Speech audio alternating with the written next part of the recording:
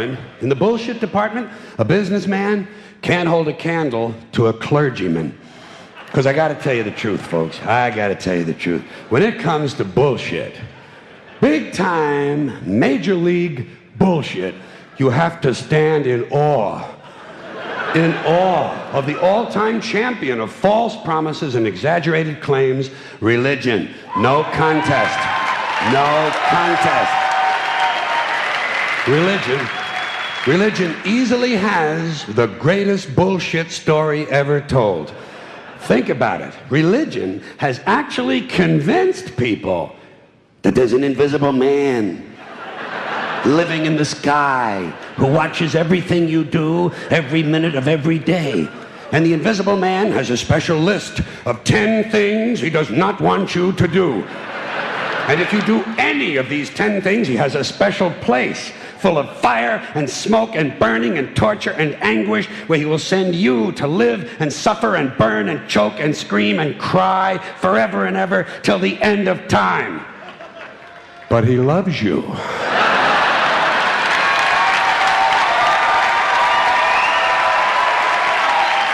He loves you. He loves you and he needs money. He always needs money. He's all powerful, all perfect, all knowing, and all wise. Somehow, just can't handle money. Religion takes in billions of dollars. They pay no taxes, and they always need a little more. Now, you talk about a good bullshit story. Holy shit.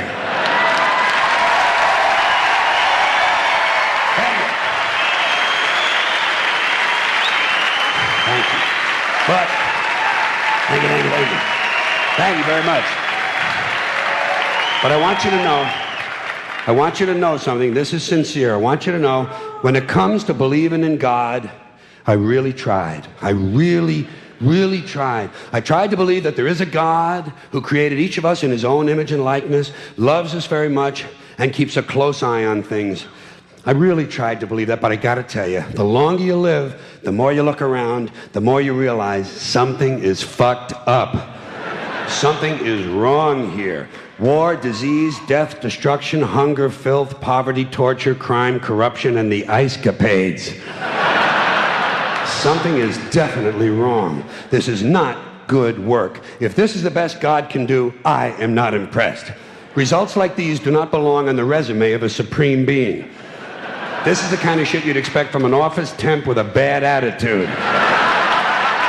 And just between you and me, in any decently run universe, this guy would have been out on his all-powerful ass a long time ago. And by the way, I say this guy because I firmly believe, looking at these results, that if there is a God, it has to be a man. No woman could or would ever fuck things up like this.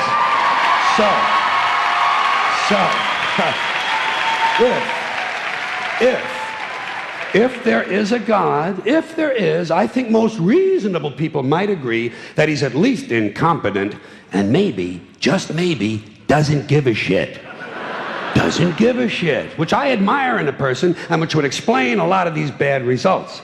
So rather than be just another mindless religious robot, mindlessly and aimlessly and blindly believing that all of this is in the hands of some spooky, incompetent father figure who doesn't give a shit, I decided to look around for something else to worship, something I could really count on. And immediately, I thought of the sun. Happened like that. Overnight, I became a sun worshiper. Well, not overnight. You can't see the sun at night. The first thing the next morning, I became a sun worshiper. Several reasons. First of all, I can see the sun, okay? Yeah. Unlike some other gods I could mention, I can actually see the sun. I'm big on that. If I can see something, I don't know, kind of helps the credibility along, you know? So every day I can see the sun as it gives me everything I need: heat, light, food, flowers in the park, reflections on the lake, an occasional skin cancer, but hey, at least there are no crucifixions, and we're not setting people on fire simply because they don't agree with us. Sun worship is fairly simple. There's no mystery, no miracles, no pageantry, no one asks for money, there are no songs to learn, and we don't have a special building where we all gather once a week to compare clothing. And the best thing about the sun, it never tells me I'm unworthy. Doesn't tell me I'm a bad person who needs to be saved. Hadn't said an unkind word. Treats me fine. So I worship the sun. But I don't pray to the sun. Know why? I wouldn't presume on our friendship. It's not polite. I've often thought people treat God rather rudely, don't you? Asking trillions and trillions of prayers every day, asking and pleading and begging for favors. Do this, give me that, I need a new car, I want a better job. And most of this praying takes place on Sunday, his day off. It's not nice, and it's no way to treat a friend. But people do pray, and they pray for a lot of different things. You know, your sister needs an operation on her crotch. Your brother was arrested for defecating in a mall. But most of all, you'd really like to fuck that hot little redhead down at the convenience store. You know, the one with the eye patch and the club foot, huh? Can you pray for that? I think you'd have to. And I say, fine, pray for anything you want. Pray for anything. But what about the divine plan? Remember that?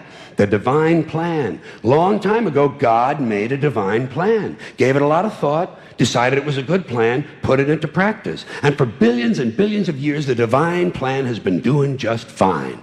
Now you come along and pray for something. Well, suppose the thing you want isn't in God's divine plan. What do you want him to do? Change his plan? Just for you? Doesn't it seem a little arrogant? It's a divine plan. What's the use of being God if every rundown schmuck with a $2 prayer book can come along and fuck up your plan?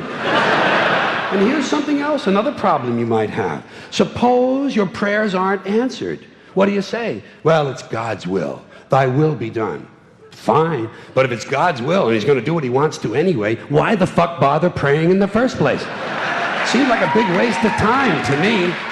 Couldn't you just skip the praying part and go right to his will? It's all very confusing.